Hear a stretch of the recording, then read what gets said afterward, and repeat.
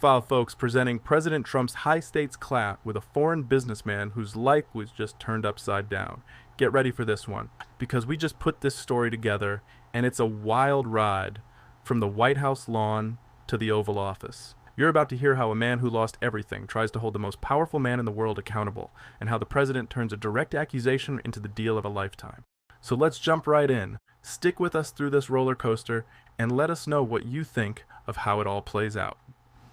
The crisp morning air on the White House lawn crackled with tension. As President Trump crossed the grass, a man in a sharp suit broke from the press line, his eyes burning with a purpose that silenced the reporters. He didn't shout. He simply extended his hand, offering not a handshake, but a single glossy photograph. The president paused, his gaze dropping to the image, and for a moment, the world held its breath, sensing this was no ordinary greeting, but the opening move in a conflict that would end behind closed doors. The man's name was Rajan Thapa, and just 3 weeks ago he had been an emperor in his own world. From a small tailor shop inherited from his father in Kathmandu, he had built a garment empire. Thapa Textiles was more than a company. It was the lifeblood of its region, employing over 5,000 people. His factories were modern marvels of efficiency, churning out high-quality clothing for major American brands. Rajan wasn't just a businessman, he was a pillar of his community, a self-made man who believed in hard work, fair wages, and the power of global trade. He saw his partnership with American companies as a bridge between two worlds, a testament to the idea that a boy from Nepal could achieve the American dream without ever leaving home. Then the world caught fire. It started with a speech. President Trump, standing at a podium thousands of miles away, announced a new fair trade initiative. He spoke of disloyal partners in Asia who were taking advantage of the United States, and he hinted at sweeping new tariffs. The speech was broad, aimed at larger nations, but in the politically charged atmosphere of Nepal, his words were like sparks on dry tinder. Opposition leaders, eager to stoke anti-American sentiment, twisted the president's message. They painted a picture of an American leader who saw Nepal not as a partner but as a leech. They told the youth that their future was being sold to a country that disrespected them. The protests started small but grew with terrifying speed. Fueled by social media and populist anger, thousands of young people took to the streets. Their rage, initially aimed at their own government, quickly found a new target: symbols of American influence. And there was no bigger symbol in their region than the sprawling campus of Thapa Textiles. Rajan watched from a hotel room in Singapore, where he'd been attending a conference. He saw it on a grainy live stream on his phone, the smoke, the broken windows, the flames engulfing the warehouses that held his life's work. He saw the company logo, a symbol of pride and prosperity, being torn down by a furious mob. By the time the sun rose over Kathmandu, his empire was a smoldering ruin. Grief quickly turned to a cold, hard rage. In Rajan's mind, the line between cause and effect was brutally clear. The protesters may have lit the matches, but it was Donald Trump's careless, inflammatory words that had provided the fuel. He felt a profound sense of betrayal. He had built his business on a foundation of American partnership, and now the leader of that nation had, with a few sentences, signed its death warrant. He knew he couldn't get his factories back by filing insurance claims or pleading with his local government. He needed to confront the source. He needed to make the most powerful man in the world look at what he had done. Flying to Washington, D.C., Rajan used every connection he had. An old friend from his university days, now a mid-level journalist, managed to get him press credentials for a South Lawn event where the president would be departing on Marine One. He didn't have a plan beyond a single symbolic act. He printed the most devastating photo of his main factory, a twisted, blackened skeleton of steel against a gray sky on high-quality photo paper. This, he decided, would be his message. And so he stood among the reporters, his heart pounding in his chest, his gray suit a stark contrast to the casual attire of the press corps. When he saw his moment, as the president walked past, he didn't hesitate. He stepped forward, his movements precise and deliberate. He didn't try to speak over the roar of the helicopter blades or the shouts of the reporters. He simply held out the photograph. President Trump, accustomed to the noise and chaos, stopped. His eyes, trained to spot anything out of the ordinary, locked onto the man who was not shouting, the man who was offering something. He took the photo. His expression, initially one of guarded curiosity, flickered as he processed the image of utter destruction. "What's this?" he asked, his voice a low rumble that cut through the noise.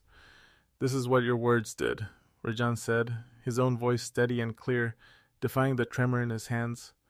"This was my factory. You destroyed it." The world seemed to shrink to the few feet of grass between the two men. The reporters fell silent, sensing the gravity of the moment.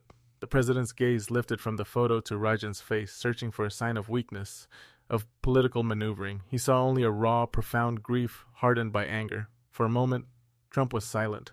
Then the mask of the politician snapped back into place. "Get this man's information," he said to a nearby aide, his tone dismissive. "We'll look into it." It was a classic brush-off, a way to end a conversation and move on. He turned to leave.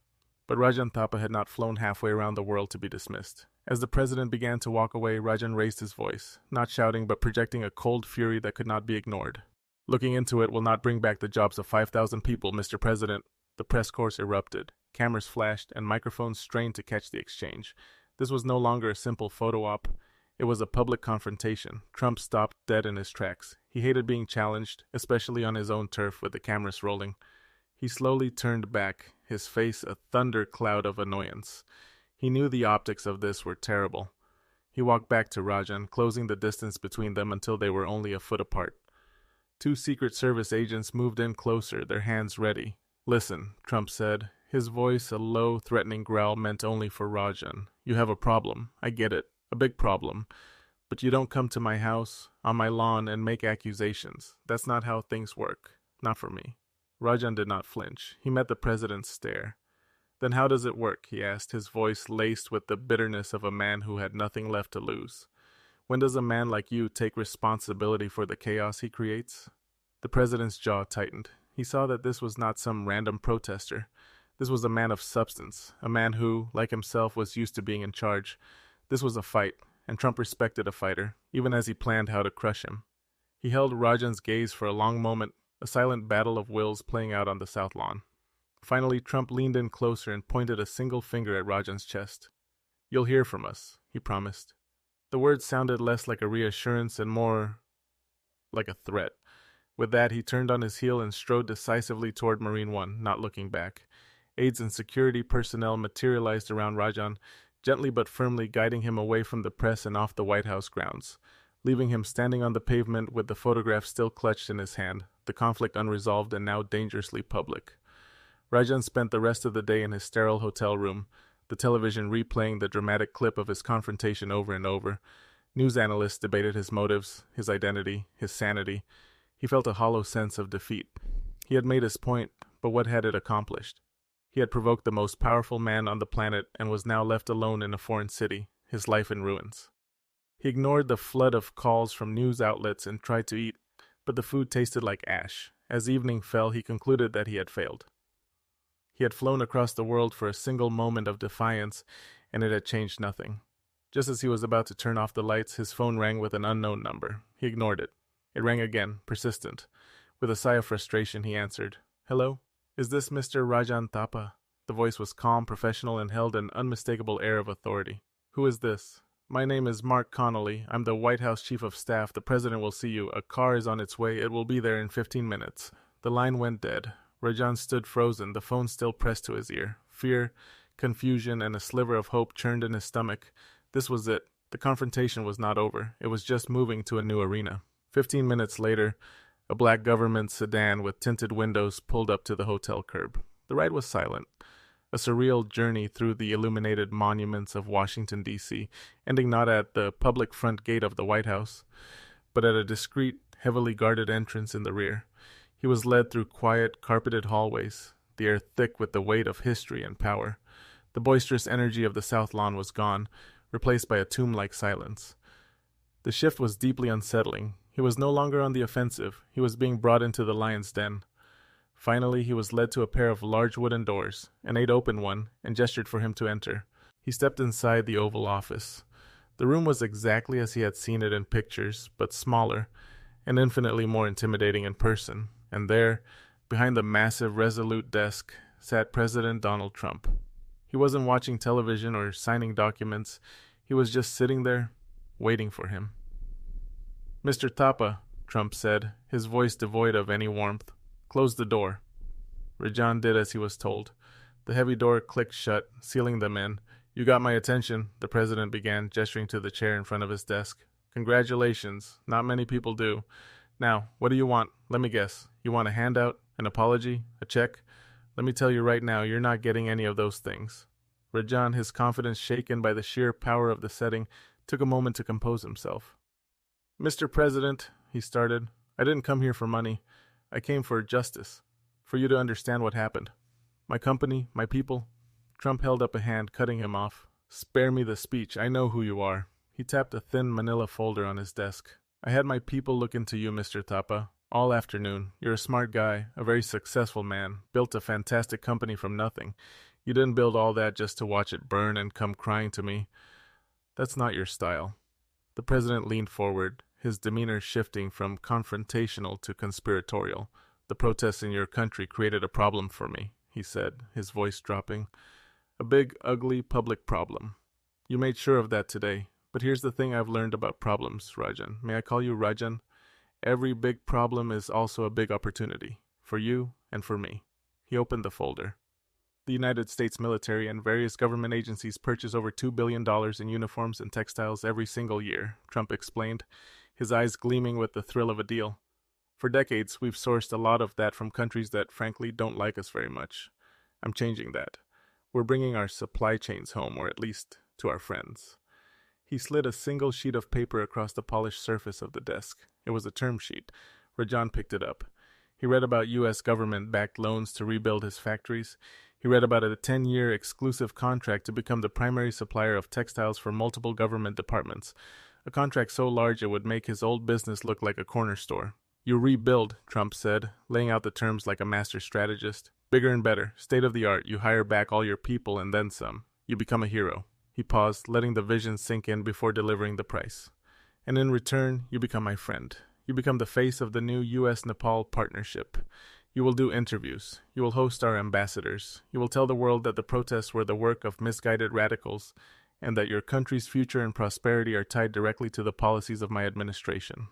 Rajan looked down at the paper, then back at the president. The audacity of the offer was breathtaking. He was being asked to erase his own truth. He was being asked to praise the very man he blamed for his ruin, to take his personal tragedy and spin it into a public relations victory for the Trump administration. It was a deal with the devil, a betrayal of the anger and principle that had brought him here. But as he looked at the numbers on the page, he didn't just see dollar signs. He saw the faces of his 5,000 employees. He saw their families. He saw a path back from the abyss, not just for his company, but for his entire community. His defiance on the lawn had been a matter of honor. This decision in the silence of the Oval Office was a matter of survival. His heart heavy with the compromise he was about to make, Rajan Thapa reached for the pen. And just like that, a confrontation born from fire and ruin on one side of the world was transformed into a political and financial victory in the Oval Office. A man's righteous anger was bought and sold, repackaged as a success story. It's an unbelievable situation, a true masterclass in turning a crisis into an advantage. So we have to ask, if you were in Rajan Thapa's shoes, would you take the deal to save your company and your employees, even if it meant praising the person you believed caused your downfall? Where do you draw the line between principle and pragmatism? Let us know your thoughts in the comments. And if you enjoyed this look at how power really works, make sure you're subscribed because we're always cooking up more stories you won't get from the official channels.